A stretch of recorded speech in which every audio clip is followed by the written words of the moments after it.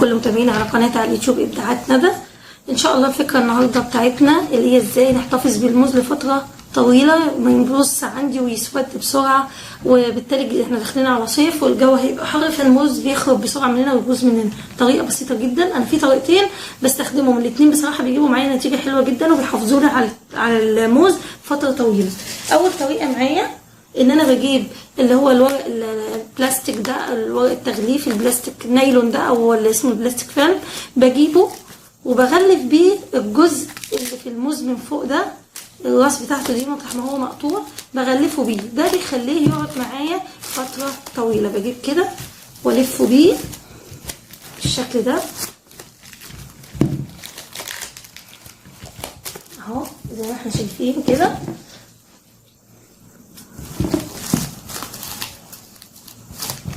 اهو كده، بيقعد عندي فتره اطول. حتى في السوبر ماركت بيبقوا في السوبر ماركت بيعملوه بالطريقه دي ويغلفوه كده عشان يقعد عندي فتره طويله. واجي بقى لما اعوز ممكن اقطع من هنا، بدل ما افك دي كل شويه اقطع الصباع اللي انا عايزاه من هنا واخلي الباقي ايه بالشكل ده. دي اول طريقه عندي للاحتفاظ بالموز لفتره طويله. الطريقه الثانيه ان انا بجيب ورق جرايد، ورق الجرايد العادي، او انا ما عنديش ورق جرايد بستخدم ورق مجله. بجيبه كده بجيبه كده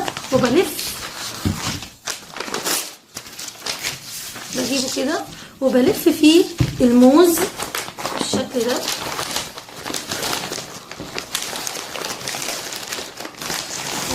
لفيته بورق الجرايد او المجله، واحطه في كيس بلاستيك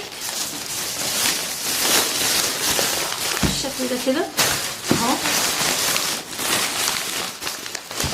لفيته في ورق جرايد او في ورق مجله وحطيته في الكيس ده، واحطه في درج التلاجة من تحت. بنطلعه يا جماعه بيبقى زي ما هو، ما بيجرالوش اي حاجه، بيبقى الموز زي ما هو كانه بره، يعني هو بس بيبقى ساقع شويه بس، لا بيسود ولا بيتغير لونه ولا اي شيء. انا جربتها كتير والطريقه دي بصراحه بتقعدوا عندي فتره طويله جدا. اختي بقى الله يكرمها ويبارك لها هي اللي علمتني الفكره ديت، هي اللي قالت لي انها بتحتفظ بالموز بالطريقه دي، بتحطه في الثلاجه بتلفه بالجورنال يعني الاول وبالجرايد بتحطه في الثلاجه، ما بيجرالوش اي حاجه وبيقعد فتره طويله جدا وما بيخربش. والفكره دي حلوه جدا الصيف جاي، وبدل ما الموز يخرب مننا بسرعه ممكن نحتفظ بيه باي طريقه من الطرق دي ان شاء الله. دي كانت فكره النهارده، اتمنى تكون عجبتكم، وان شاء الله اشوفكم في فيديو تاني ان شاء الله وفكره جديده على قناه ابداعات ندى. اتمنى تدعموني وتشيروا الفيديو عشان القناه تكبر بيكم، وان شاء الله اشوفكم في فيديو تاني. مع السلامه.